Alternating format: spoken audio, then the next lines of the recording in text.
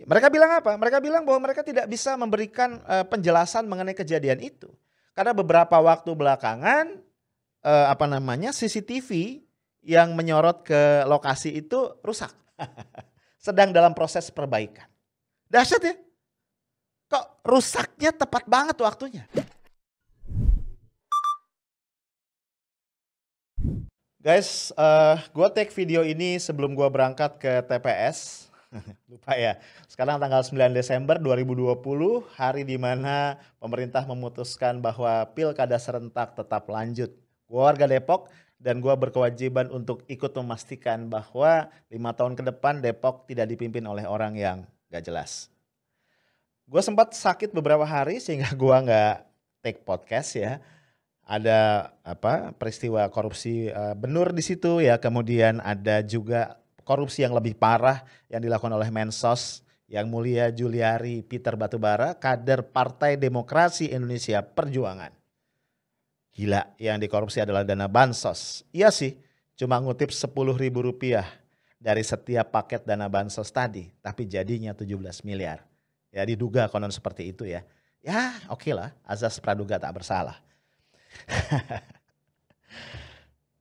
Belum gua ngomong masalah itu, ternyata ada peristiwa yang lebih dahsyat, yaitu wafatnya 6 orang Laskar Front Pembela Islam yang saat itu sedang bertugas mengawal Habib Rizik Syihab. Menurut gua ini tragedi yang dahsyat, bahkan beberapa pihak menyebutnya sebagai unlawful killing atau extrajudicial killing atau bahkan brutalitas polisi yang sama sekali tidak bisa dibenarkan, dan gua sepakat dengan itu. Guys, kalau lu ikuti berita, lu akan menemukan ada perbedaan versi ya yang sangat kontras antara pihak kepolisian dengan FPI tentang kronologis atau tentang hakikat dari kejadiannya. Menurut pihak kepolisian yang terjadi adalah anggota mereka yang sedang melakukan operasi penguntitan terhadap Habib Rizik Syihab itu disergap atau dipepet oleh mobil pengawal Habib Rizik.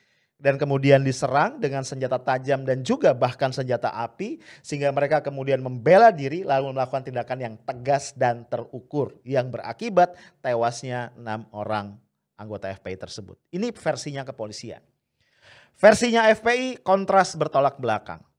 Menurut mereka pengawal ini, ya mobil pengawal ini memang memisahkan diri dari atau terpisah ya dari rombongan, kemudian mereka diserang oleh polisi dan kemudian wafat. Kontras banget. Nah, yang agak menggelitik gua adalah begini. Polisi mengatakan terjadi baku tembak antara kedua belah pihak. Menurut gua, kalau betul terjadi baku tembak yang berakibat tadi tewasnya 6 orang ini, polisi harus mampu menunjukkan TKP sesungguhnya di mana. Tentu berikut bukti-bukti forensik yang terkait ya. Misalnya proyektil peluru, bekas tembakan dan seterusnya. Dan yang juga agak mengganggu gue, ya nggak tahu ya kalau gue lihat di film-film. Kalau baku tembak biasanya akan ada korban dari kedua belah pihak. Setidaknya mungkin luka-luka. Ini enggak. Tapi gue nggak mau masuk terlalu dalam di dalam polemik mengenai kejadian yang sesungguhnya. Karena gue bukan ahli forensik, gue gak ada di tempat saat kejadian, dan gue juga gak mau konyol ngebahas sesuatu yang gue gak terlalu paham. Tapi menurut gue tetap apapun yang terjadi, wafatnya, tewasnya 6 orang warga negara Indonesia yang menurut gue tidak bersalah, bukan teroris, bukan koruptor, bukan bandar narkoba, bukan kriminal, adalah sebuah kejadian yang sangat tidak bisa dibenarkan dan tidak bisa didiamkan, dan tentunya meninggalkan duka mendalam buat kita semua, orang-orang yang masih punya hati nurani dan akal sehat. Karena itu guys, dalam kesempatan podcast gue, setelah agak lama gue gak bikin podcast ya, gue pengen memberikan beberapa footnotes. Yang pertama, kalau kita pikir dalam-dalam, kejadian ini merupakan rangkaian dari sejumlah kejadian sebelumnya. Ya, sejak mulai rencana kepulangan Habib Rizik Syihab ke Jakarta, ke tanah airnya setelah 3,5 tahun berada di Tanah Suci Mekah. Ya, lu bayangin ada banyak berita betapa kepulangan dia dipersulit oleh tangan-tangan yang tidak kelihatan. Kemudian ada tuduhan dia overstay walaupun kemudian sudah dibantah oleh Duta Besar Saudi untuk Indonesia. Ya, kemudian ketika dia akan pulang, Pak Mahfud mengeluarkan statement bahwa Habib Rizik bukan orang suci, pendukungnya tidak banyak. Dan ternyata kemudian dibantah oleh situasi. Ratusan ribu orang, konon kata kabarnya mencapai jutaan orang menjemput kedatangan Habib Rizik Syihab. Lu boleh suka boleh enggak, tapi kejadian ini tidak pernah ada presiden sebelumnya sepanjang sejarah Republik ini. Terus berlanjut ya, ada event, ada kegiatan di kediaman Habib Rizik dan juga di pesantrennya di Megamendung yang dianggap melanggar protokol kesehatan, denda sudah dijatuhkan tapi kemudian diperpanjang. Ada pemanggilan-pemanggilan terhadap beberapa tokoh. Kemudian lanjut dengan apa? Lanjut dengan show off dari Koopsus, ya, Komando Operasi Khusus dari TNI yang merupakan gabungan dari pasukan elit 3 Matra TNI di markas FPI di Petamburan. Kemudian adegan penurunan baliho yang sangat epik itu. Dan terus berlanjut dengan upaya pemanggilan Habib Rizik dan sebagainya. Bahkan jangan lupa ya, ada upaya mengkriminalisasi Rumah Sakit Umi yang saat itu tempat Habib Rizik menjalani perawatan atau pemulihan kesehatan. Dan seterusnya dan seterusnya. Kenapa gue letakkan ini di nomor 1 dari footnotes gue? Menurut gue tindakannya sangat tidak masuk akal dan lebay. Gue bertanya-tanya dan sampai ini tidak terjawab. Emangnya Habib Rizik siapa?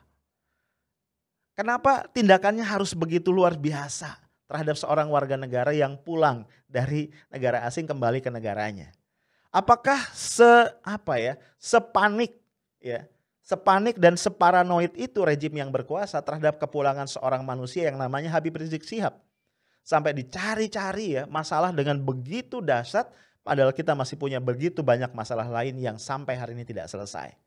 Ya, silakan lo catat, utang luar negeri yang begitu banyak, COVID yang tak kunjung melandai, gitu ya, korupsi, ya segala macam lah yang sampai ini tidak pernah beres. Itu notes gue yang pertama. Jadi menurut gue kasus yang kemarin tidak bisa dilepaskan dari rangkaian proses itu. Jadi kalau kita ingin menguak kasus ini, harus ada di antara kita, harus ada kemauan jujur dari kita untuk menempatkannya di dalam perspektif yang jauh lebih komprehensif. Itu notes gue yang pertama. Notes gue yang kedua. Small things. Tapi menurut gue jadi tidak small. Karena kita adalah negara demokrasi. Kenapa ya? Aparat kita itu senang banget menggunakan bahasa kekuasaan. Padahal harusnya mereka sadar bahwa aparat penegak hukum itu diadakan. Kenapa? Karena mereka wajib untuk melindungi rakyat. Tujuan negara kita berkali-kali gua ulang adalah melindungi segenap bangsa Indonesia dan seluruh tumpah darah Indonesia. Dan untuk itu mereka perlu dapat trust dan respect dari masyarakat. Apakah perlu diajarin bahwa trust dan respect tidak pernah bisa lahir dari ancaman? Kenapa gua bilang begitu? Karena ini belum nih ya. Polda Metro setelah melakukan konferensi pers untuk menjelaskan kasus ini, itu memberikan ancaman kepada siapapun yang mengatakan FPI tidak memiliki senjata api. Itu adalah fitnah, menyebar hoax dan akan ditangkap. Lah, masa iya polisi kemudian berhak untuk menjadi pemegang monopoli kebenaran? Padahal belum ada penyelidikan dari misalnya tim pencari fakta independen yang imbang, yang imparsial, yang mengcover kedua sisi informasi yang berlawanan. Lalu apa kabar orang tua dari ke-6 korban ini yang sudah dengan tegas mengatakan, memberikan kesaksian bahwa anak-anak mereka tidak membawa senjata. Lalu apa kabar FPI yang mengatakan bahwa tidak ada anggota mereka yang dibekali dengan senjata api? Masih dalam footnotes yang kedua ini, penggunaan bahasa kekuasaan. Ada satu hal yang membuat gue juga jadi gak nyaman. Ini adalah urusan polisi, ini adalah kasus yang dihadapi dan ditangani oleh polisi. Lalu mengapa dalam konferensi pers pasca kejadian, ya ketika itu Kapolda Metro ya Pak Fadil Imran itu didampingi oleh Pak Maijen TNI Dudung Abdurrahman, ya Pangdam Jaya. Apa urusan militer dalam kasus ini? Apakah ini kasus terorisme? Apakah ini kasus separatisme? Apakah ini kasus gangguan terhadap keamanan negara? Hal-hal seperti ini ya, bahasa nonverbal seperti ini yang menurut gue adalah bahasa kekuasaan. Bahasa menakut-nakuti yang tidak layak dilakukan dalam sebuah negara demokrasi. Itu footnotes gue yang kedua. Ini gue banyak nih ya punya footnotes ya. Footnotes gue berikutnya. Gue ini ketawa sedih ya. Kayak emang jalan tol di Indonesia itu ya, itu suka ini ya, suka bandel, suka iseng. Tiba aja tuh CCTV-nya mati gitu loh. Jadi bukan kejadian pertama.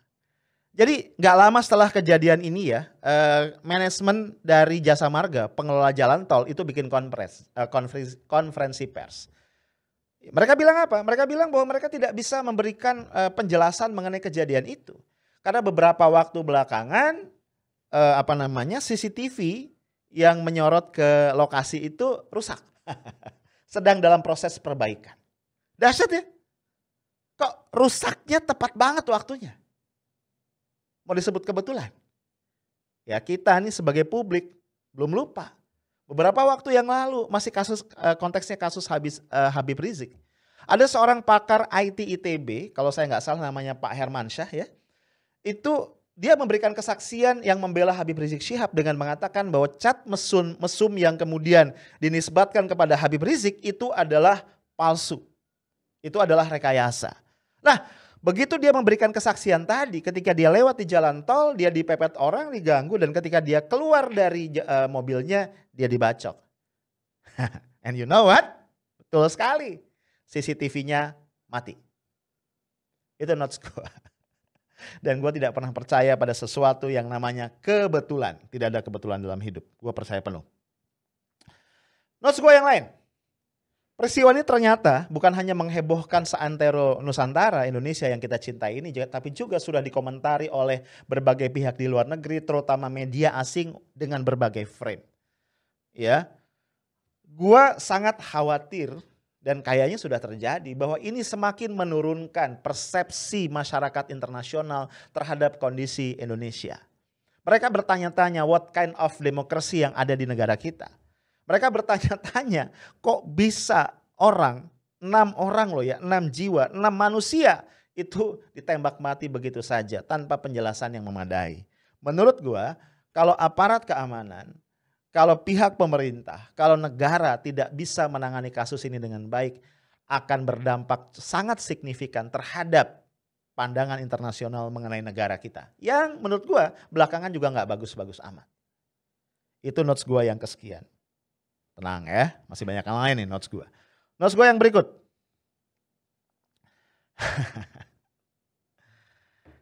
Ketika seorang penyanyi yang namanya Glenn Fredly meninggal dunia, Pak Jokowi dalam hitungan waktu yang sangat singkat menyampaikan bela sungkawa atas wafatnya Glenn Fredly. Oke, satu orang wafat dengan wajar karena penyakit yang sudah dideritanya. Dan Glenn Fredly ya gak mudah-mudah amat juga ya. Sudah cukup lama menikmati dunia, ya cukup lah. Tapi gua tidak mendengar ada ucapan bela sungkawa yang tulus dari Pak Presiden atas wafatnya 6 orang warganya. Bahwa mereka anggota FPI, bahwa mereka datang dari pihak yang berseberangan dalam politik dengan beliau, bahwa mereka adalah orang-orang yang mendukung Habib Rizik Syihab, menurut gua tidak relevan untuk kita bicarakan dalam konteks ini. Karena mereka adalah warga negara dan mereka punya presiden yang namanya Pak Jokowi.